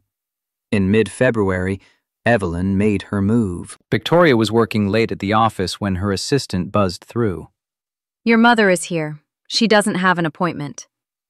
Victoria's jaw tightened. She had blocked Evelyn's calls, returned her letters unopened, made her position clear. But apparently her mother needed one more attempt at control. Send her in. Evelyn swept into the office, wearing concern like an expensive coat. Victoria, darling, you look well. What do you want, Mother? To apologize. To see you happy. Evelyn settled into the visitor's chair uninvited. You're glowing. Content. I haven't seen you like this since you were a child. Victoria waited, knowing the knife was coming. And I want to meet Marcus and Lily properly, as your family. The request hung in the air, poisonous despite its reasonable tone. Victoria studied her mother's face, looking for the angle, the manipulation, the trap. Why? Because I was wrong. Evelyn's voice was softer now, almost vulnerable. I pushed you away. I tried to control you, but watching you nearly die made me realize what matters. She leaned forward. Please, one dinner. Let me prove I've changed. Against every instinct screaming warnings, Victoria found herself saying yes. Maybe because she wanted to believe people could change. Maybe because some small part of her still craved her mother's approval. Maybe because she was tired of carrying the weight of family dysfunction alone. One dinner, at Marcus's apartment, Friday night. Evelyn smiled, and for just a moment, Victoria saw something genuine in it. Thank you, darling. Marcus was less convinced when Victoria told him that evening. They were at his apartment, Lily already in bed, sitting on his worn couch with mugs of tea. Are you sure about this? No. Victoria set down her tea. But she's still my mother, and if she's really trying to change, I need to give her one chance. Marcus took her hand. Then we'll do it together. But the first sign of manipulation, she's out. Deal. Friday came too quickly. Victoria arrived early to help Marcus cook, though her contributions were limited to chopping vegetables while he handled everything else. Lily set the table with elaborate care, folding napkins into shapes she'd learned on YouTube. When the doorbell rang at exactly 7, Victoria's stomach clenched with anxiety. Evelyn entered with a bottle of expensive wine and a children's book for Lily. She complimented the apartment, asked Lily about school, and engaged Marcus in conversation about his work with apparent genuine interest. Dinner started awkwardly but gradually relaxed. Evelyn told stories about Victoria as a child that Victoria had never heard, stories that painted a softer picture than the cold childhood Victoria remembered. Marcus talked about his promotion to COO and the expansion project in Philadelphia. Lily chattered about her upcoming class play. It almost felt normal. Almost felt like a family dinner should feel. Then came the wine and the sitting room and the moment when Lily excused herself to get ready for bed. Evelyn set down her glass with careful precision. Marcus, may I speak frankly? Of course. You're good for Victoria. I see that now. She's happier than I've ever seen her. Victoria tensed, waiting for the turn. But there's a practical issue we need to discuss. The prenuptial agreement. Marcus's expression went carefully neutral. We're not even engaged. But you will be. Evelyn's smile was warm, but her eyes were calculating. And Victoria, you have a billion-dollar company. Protection is necessary. Mother, this isn't... Evelyn raised a hand. I'm not suggesting Marcus is after your money, but the board will require it. Shareholders will expect it. She turned to Marcus. And honestly, for Lily's sake, if something happened to you, Victoria would be her guardian. Shouldn't there be financial arrangements to ensure Lily's future? The trap sprung perfectly, making it about Lily's protection instead of distrust, making Marcus refuse to protect a child. Marcus met Evelyn's gaze steadily. Mrs. Thornfield, are you asking me to sign a prenup for a marriage that hasn't been proposed? I'm asking you to prove you're not after Victoria's money. Get out. Victoria stood, fury burning through her veins. You said you changed. You lied. Victoria, I'm trying to protect you. No, you're trying to control me, like you always have. Victoria's voice shook with rage. You made it about Lily because you knew that would hurt most. You're still the same manipulative woman who taught me love was weakness. She pointed at the door. Out! And don't come back! Evelyn stood, her mask slipping to show cold anger beneath. You're making a mistake, Victoria. He'll take everything and leave you with nothing. The only mistake I made was believing you could change. After Evelyn left, slamming the door hard enough to wake Lily, Victoria collapsed onto the couch. Marcus sat beside her, pulled her against his chest. I'm sorry. I shouldn't have let her come. You wanted to believe she could be better. Marcus's voice was gentle. That's not a flaw. But she's right about one thing. Victoria pulled back to look at him. The board will expect a prenup. The shareholders. Everyone. Marcus cupped her face. Then we'll give them one. I don't care about your money, Victoria. I never have. But what about Lily? If something happened to you, then you'd take care of her because you love her, not because of a legal document. Victoria kissed him, desperate and grateful. When they broke apart, she rested her forehead against his. I don't want a prenup. I don't want legal protections. I just want you. You have me. Prenup or not. Forever. In early March, Marcus started planning. He talked to Mrs. Patterson about timing and rings and how to make it special without being overwhelming. He asked Lily what she thought Victoria would like, and his daughter drew pictures of princes and princesses and castles that didn't help much but made him laugh. The ring had been his grandmother's. She and his grandfather had been married 60 years before dying within months of each other, still holding hands even at the end. His mother had given it to Elena, and after Elena died, it had sat in a drawer waiting for the right moment. Now Marcus cleaned it carefully, had the band resized, and carried it in his pocket for 3 days, trying to find the perfect moment. On Saturday afternoon, he took Victoria and Lily to Central Park, the duck pond where they'd had their first outing as a potential family, where Lily had found her magic feather and made a wish that was coming true. They fed the ducks, Lily running ahead with bread while Marcus and Victoria walked hand in hand behind her. The spring air was crisp and clean, and Victoria laughed at something Lily shouted back at them, and Marcus thought his heart might burst with how much he loved them both. Can we sit for a minute? They settled on a bench, Lily joining them with her usual enthusiasm. Marcus took a deep breath, suddenly more nervous than he'd been for anything in his life. Victoria, 4 months ago, I almost lost you. Sitting in that hospital, watching you fight for your life, I realized something. His voice was steady despite his racing heart. Life is fragile, precious, and I don't want to waste another moment not being honest about what I want. Victoria's eyes widened as Marcus slid off the bench to kneel. Lily giggled beside her, clearly in on the secret.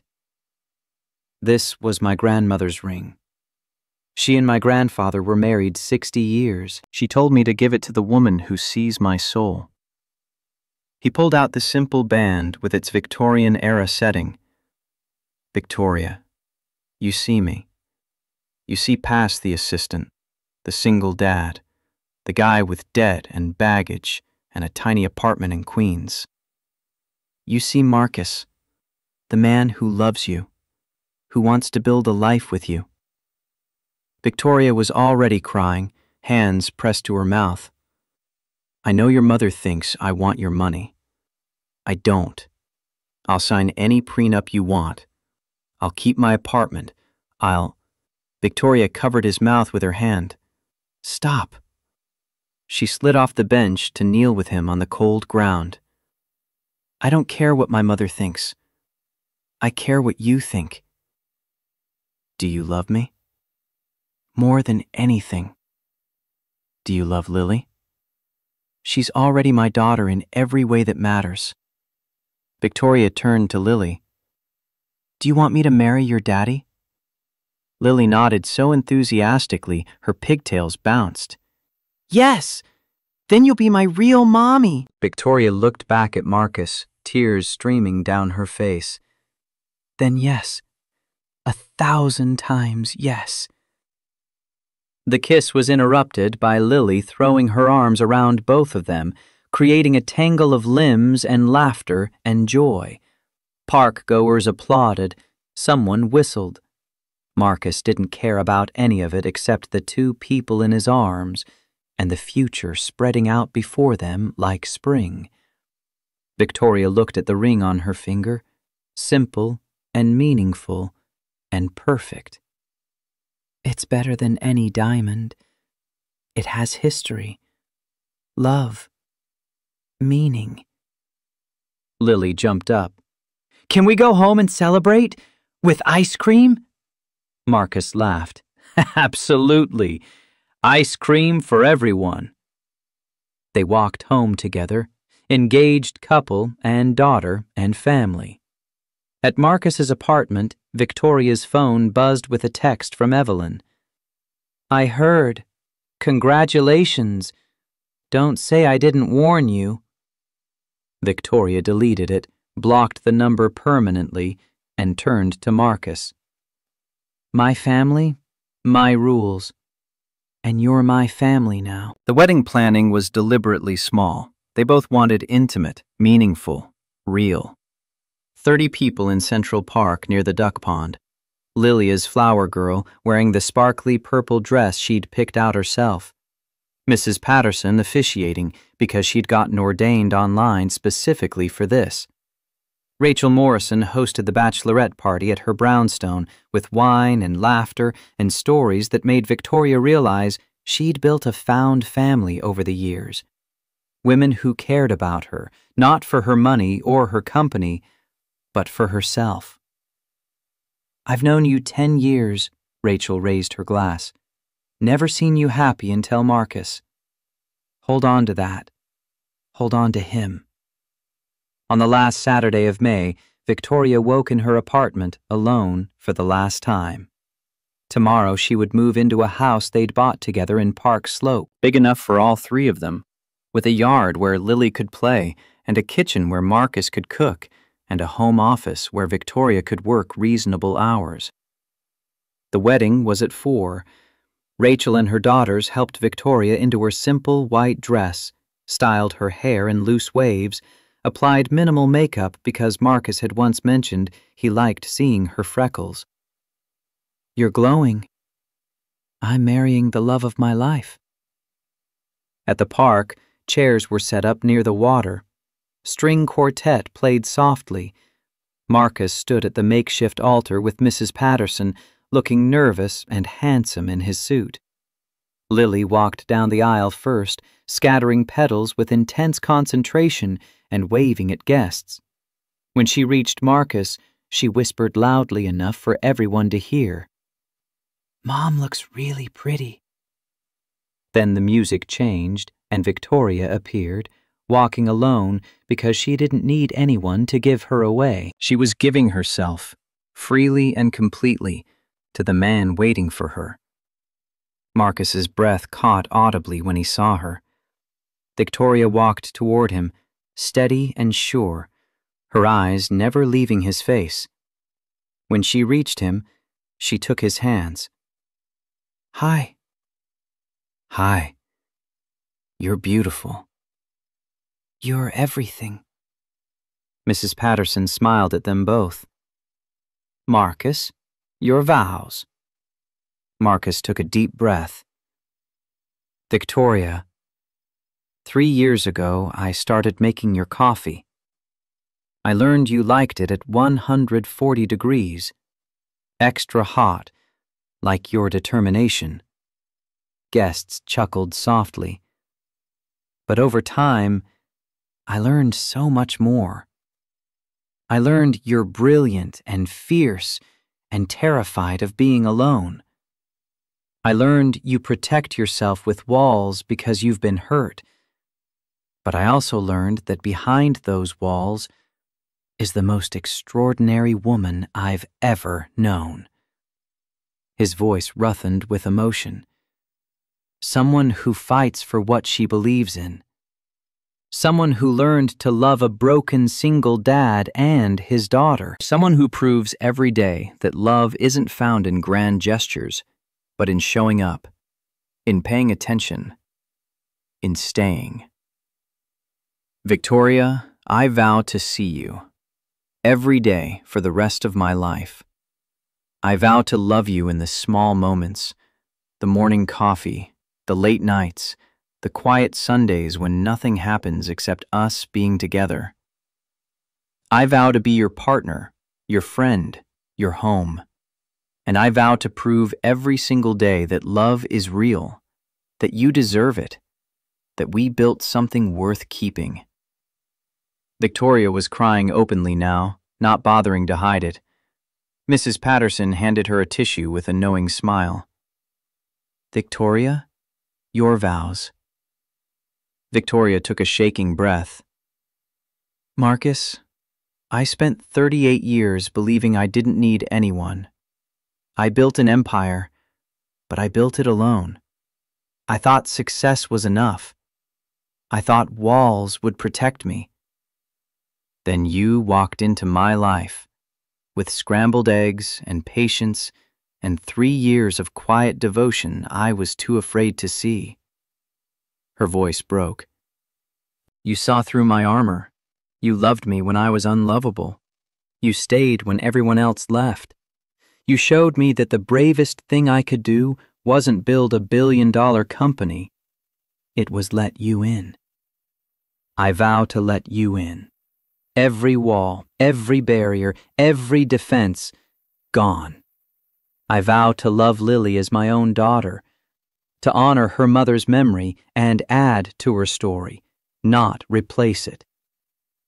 I vow to be present, not just the CEO, but the partner, the mother, the woman who feeds ducks on Saturdays and makes terrible scrambled eggs and shows up for the people she loves."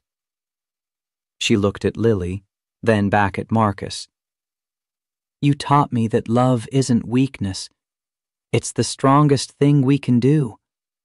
It's choosing someone every day and fighting to keep them. And I choose you, Marcus Hayes, today and every day forever." Mrs. Patterson beamed. "By the power vested in me by the Internet and the state of New York, I now pronounce you husband and wife. Marcus, kiss your bride already." Marcus pulled Victoria close and kissed her deeply. 3 years of longing and 4 months of building and a lifetime of promises compressed into one perfect moment. Guests cheered, Lily jumped up and down, and Victoria felt like she was finally home. The reception was at a small restaurant in Brooklyn, intimate and warm. Rachel gave a toast about second chances and brave choices. Mrs. Patterson talked about watching love grow in unexpected places, and Lily, given the microphone, much to Marcus's panic, simply said, "Now we're a real family. Forever." Around 8 o'clock, Sterling appeared in the doorway, drunk, angry, and carrying an envelope Victoria recognized from Evelyn's private investigator. "Well, well, the happy couple," he weaved into the room. "Celebrating your big payday, Marcus?" Marcus stood immediately, positioning himself between Sterling and Victoria. "You weren't invited. Leave." "I'm her brother. I have a right. You have no rights here." Victoria stood, moving to Marcus's side. "This is our wedding. You're not welcome." Sterling threw the envelope on the table. Documents spilled out. Bank statements, loan applications, financial records. "Your precious Marcus took out a $50,000 loan last month. Guess what for?" Victoria picked up the papers with steady hands, scanned them quickly. Her heart clenched when she saw the details, but not with doubt, with love. A college fund for Lily, and paying off Elena's medical debt in full. She looked at Marcus, saw confirmation in his eyes. You paid it off? Last month. I wanted to come to you clean, free, ready to build our life without that weight. Sterling laughed bitterly. He's lying. He's using you for money. Victoria turned to her brother with ice in her voice. No, you're the liar. You and Mother. My entire life, you told me I drove Dad away, that I was unlovable, that needing people was failure. But Marcus showed me the truth. Love is real, And I'm worthy of it. She picked up the envelope, walked it to the trash, and dropped it in. You're not my family. They are. Security appeared at her signal. Remove him and file a restraining order. Sterling was dragged out protesting, and the restaurant settled into uncomfortable silence. Victoria stood at the head of the table, looking at 30 faces that had gone from celebration to shock. Rachel started the slow clap first, then Mrs. Patterson, then everyone else joined until the room thundered with applause. Victoria raised her glass, found her voice. I've spent my life chasing success, money, power. But tonight I realized something. Success without love is just empty. Money without meaning is just paper. Power without purpose is just loneliness dressed up fancy. She looked at Marcus and Lily. You gave me everything. A home, a family, a reason to believe tomorrow matters more than yesterday. So here's to love. Real, messy, imperfect love. And here's to choosing people over power, connection over control, family over fortune. Every single time. The room erupted in cheers.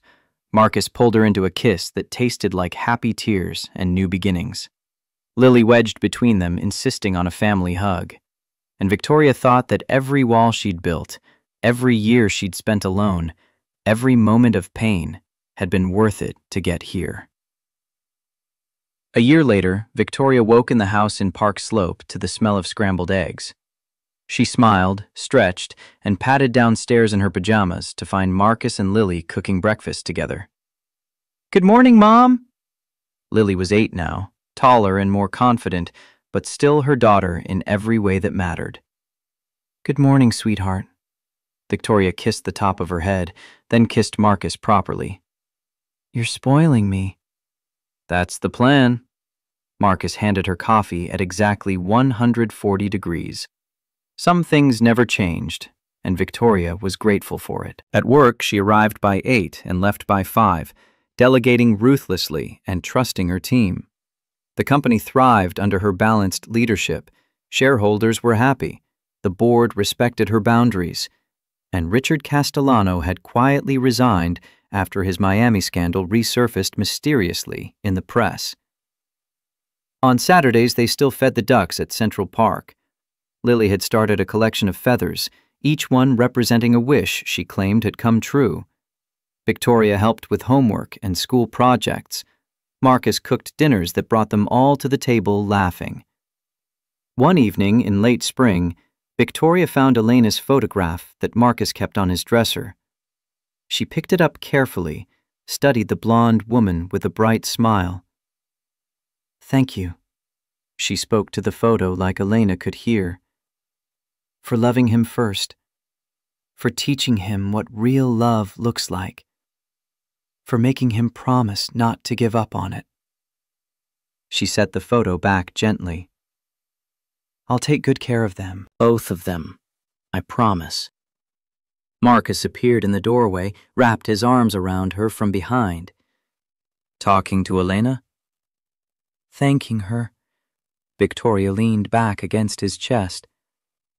She gave me the greatest gift. She made you believe in second chances. She'd like you. Marcus's voice was soft. She'd love that Lily has a mother who shows up, who fights for her, who makes terrible scrambled eggs, but tries anyway. Victoria laughed. They're getting better. They're really not.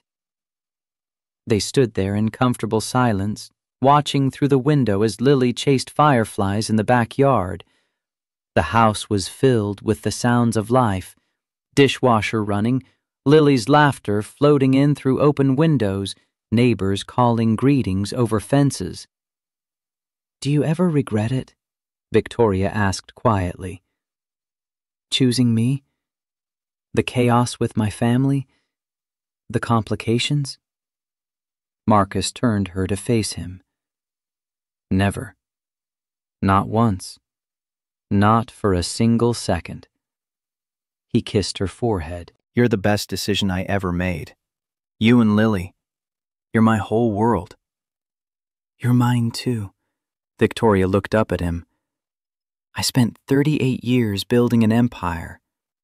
But this, right here, right now, with you and Lily and terrible scrambled eggs and Saturday mornings, this is everything I was actually searching for. Marcus smiled. Took you long enough to figure it out.